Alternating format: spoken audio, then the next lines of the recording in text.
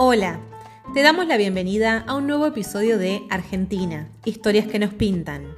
Hoy te contaremos la historia detrás de Cándido López, el manco de Curupaití.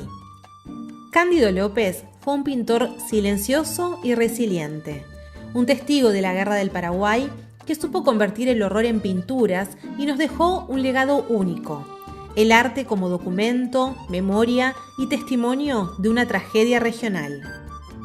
En los próximos minutos te invitamos a navegar esta historia con nosotros. Relájate, tómate un mate y acompáñanos. Hoy nos pintó hablar de Cándido López. Quizás escuchaste alguna vez hablar de él. O si visitaste el Museo Histórico Nacional o el Museo Nacional de Bellas Artes, recordarás unas pinturas muy particulares. Todas en formato apaisado, con escenas de guerra, cientos de soldados chiquititos, tiendas de campaña, fusiles y demás. Bueno, estas son obras de nuestro amigo de hoy, Cándido López. Y su historia es muy particular, no solo porque dejó impresionantes registros de la Guerra del Paraguay, sino porque la mayoría de sus cuadros los pintó con una sola mano. Y con su mano no hábil, porque había quedado manco en la guerra. Pero nos estamos adelantando un montón. Vayamos al principio. Viajemos al año 1840. Cándido nace en pleno centro de la ciudad de Buenos Aires, hijo de padre y madre argentinos de una familia relativamente en buena posición. Por eso se pudo dedicar tempranamente a la pintura. A lo largo de su vida, sus maestros fueron Baldassare Berazzi, Ignacio Manzoni y Cayetano Descalzi, tres grosos de la época. Descalzi, para que te des una idea, pintó el retrato más conocido de Juan Manuel de Rosas. Sí, ese que se te viene a la mente. Volviendo a Cándido, de sus años de formación quedan algunas pinturas de temática religiosa y un autorretrato. Para la década de 1860 hizo un cuadro del general Bartolomé Mitre y todo. O sea, ya perfilaba alto.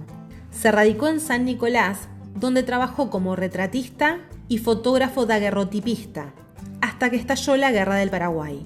Para aquel entonces, planeaba un viaje a Europa para perfeccionarse, pero decidió enrolarse en el ejército y luchar en la guerra. Como sabía leer y escribir, algo no muy común por aquellos tiempos, le dieron el grado de subteniente y fue asignado al batallón de infantería de San Nicolás en la división del general Wenceslao Paunero. Ahora hagamos un paréntesis y pongámonos un poquito en contexto. ¿En qué consistió la Guerra del Paraguay? Cabe aclarar que también fue conocida como Guerra de la Triple Alianza, Guerra Grande o Guerra Guazú, y pasó tristemente a la historia por haber sido el enfrentamiento más sangriento y largo de la región. Empezó en diciembre de 1864 y se extendió hasta marzo de 1870. La cosa fue más o menos así. En 1863, un grupo de liberales derrocó al gobierno federal uruguayo. La acción fue comandada por el general Venancio Flores, apoyado por el gobierno brasileño. Entonces, ante la incursión brasileña en Uruguay, el general paraguayo Francisco Solano López intervino en defensa del gobierno depuesto y le declaró la guerra a Brasil. ¿Por qué Paraguay hizo esto? El general López tenía miedo de que la intervención militar brasileña fuese el primer paso para una ocupación definitiva de Uruguay. Esto rompería el equilibrio del Río de la Plata y pondría en peligro el territorio del Paraguay. Por aquel entonces, Paraguay se perfilaba como una potencia, autosuficiente, sin deuda externa, con su propio ferrocarril, una industria metalúrgica naciente y hasta sus propios astilleros. Además, organizó a los campesinos guaraníes en tierras de propiedad estatal donde se producían alimentos y herramientas agrícolas. Y por supuesto, Solano López tenía ambiciones expansionistas y buscaba asegurar un acceso al mar. A esta altura, te estarás preguntando qué pito tocaba Argentina y Cándido López en toda esta historia. Te cuento. Nuestro país, gobernado por Bartolomé Mitre, se había declarado neutral al principio hasta que finalmente le declaró la guerra a Paraguay, tras la invasión de Corrientes de 1865. Mitre tenía intereses políticos claros: consolidar el poder central de Buenos Aires tras años de conflictos internos y aliarse con Brasil para contrarrestar el poder de Paraguay. Había que cuidar la frontera y extenderla si era posible. En 1865, Argentina, Brasil y el nuevo gobierno uruguayo firmaron el Tratado de la Triple Alianza, en el cual fijaron los objetivos de la guerra y se comprometieron a no terminar la contienda hasta derribar al gobierno paraguayo. Francisco Solano López, o sea Paraguay, consiguió victorias al principio, pero pronto empezó a coleccionar derrotas y se vio obligado a llamar a combatir a niños y ancianos. Se dice que a los más chiquitos los hacía usar barbas postizas para que parecieran más adultos. Las tropas argentinas estaban formadas principalmente por gauchos conchavados. Ya sé, no tenés idea de qué es un gaucho conchavado. Te lo explico. La papeleta de conchavo era una especie de documento de identidad de uso obligatorio para todos los no propietarios en edad de trabajar en las zonas rurales de Argentina, principalmente los gauchos. Era otorgada por los propietarios de estancias y acreditaba que el peón que la portaba estaba empleado a sus órdenes. Las autoridades civiles, militares o policiales podían exigir su presentación y, si no la tenían, podían castigar al infractor como vago. La condena prevista por vagancia era el servicio de las armas en los ejércitos de línea durante varios años, y si el infractor no tenía las condiciones de salud requeridas para el servicio militar, era condenado a hacer servicios públicos sin sueldo por el doble de años previstos. Igualmente, muchos gauchos se sumaron a la guerra no por vagos, sino por lealtad a caudillos locales, por promesas de recompensa o por presión social.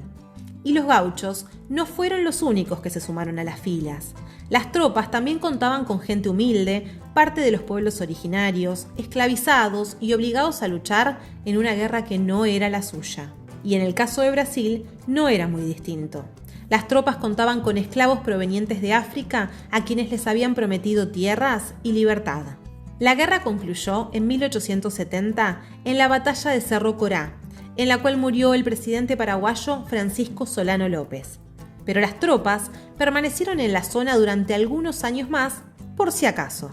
Los soldados brasileños ocuparon el país hasta 1876 y los argentinos hasta 1879. Después de algún que otro tratado de posguerra, Paraguay cedió a Argentina el territorio chaqueño, comprendido entre los ríos Pilcomayo y Bermejo, y el territorio misionero, situado al sur del río Paraná.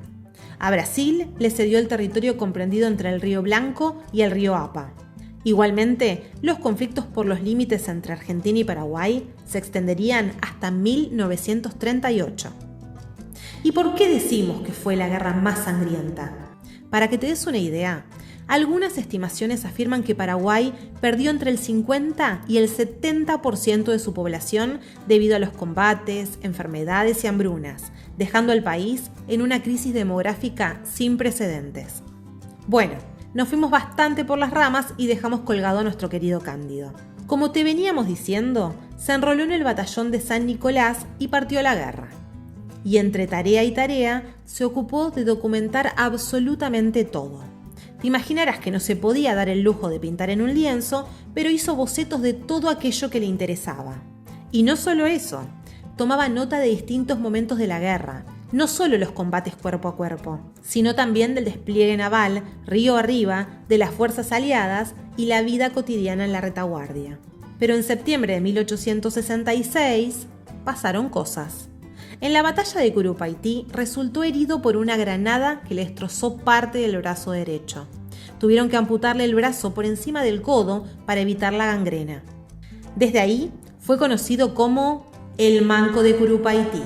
Fue enviado a Buenos Aires e incorporado a la plana mayor del cuerpo de inválidos. La mala suerte quiso que la mano que perdió fuera con la que pintaba, pero eso no lo desanimó.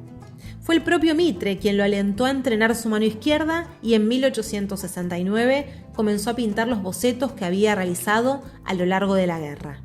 En una carta a Bartolomé Mitre le decía: «No será por cierto una obra maestra de la pintura, pero es la verdad de los hechos y de los detalles, salvados del tiempo para el servicio de la historia y de mi patria». Y en otra carta le dijo: «Al presentarme como soldado voluntario en defensa de mi patria en una guerra nacional, me propuse también servirle como historiador con el pincel». En 1872, Cándido se casó con Emilia Magallanes, una jovencita de una familia acomodada. Tuvieron 12 hijos, casi tan fértil como Maradona o Maru Botana, ¿no? En fin, en 1879 la familia se trasladó a un campo en Carmen de Areco. Es ahí donde Cándido termina los 29 óleos basados en los apuntes tomados durante la guerra y los expone en marzo de 1885 en los salones del Club Gimnasia y Esgrima. Hoy en día, la mayoría de sus obras se exhiben en el Museo Histórico Nacional y en el Museo Nacional de Bellas Artes.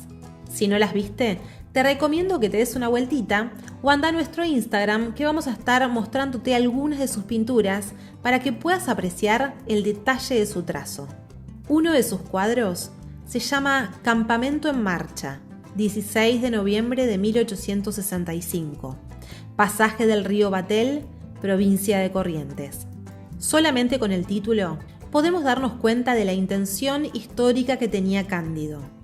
Y si vemos la pintura, podremos apreciar en detalle las columnas de soldados que cruzan el río. Algunos van a pie y los jefes a caballo. Charlan entre sí y hasta se observa la banda de música con todos sus instrumentos.